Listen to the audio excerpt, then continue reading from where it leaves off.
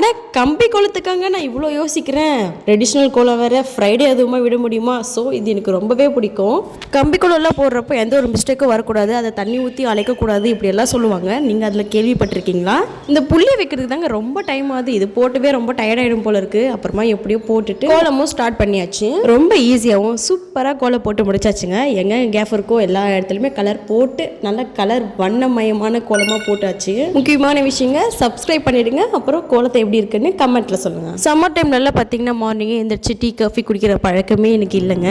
இந்த குளிர் காலத்துக்கு காலையிலே எந்திரிச்சுன்னே முதல்ல டீ காஃபி தாங்க குடிக்கணும் போல இருக்கு. ஏன்னா கிளைமேட் அப்படி இருக்கு. சூப்பரா ஒரு சுக்கு காஃபி போட்டாச்சுங்க. இன்னைக்கு லஞ்சுக்கு என்னன்னு பார்த்தீங்கன்னா பருப்புருண்டை குழம்பு, ரைஸ் வித் கேரட் பொரியல் தாங்க. பருப்புருண்டை குழம்பு நிறைய டைம் செஞ்சிருக்கேங்க. அப்பெல்லாம் பார்த்தீங்கன்னா அந்த உருண்டை உடையிறதோ இல்லை குழம்பு ஃபுல்லாகவே அப்படியே வடகறி மாதிரி மாறிடும்.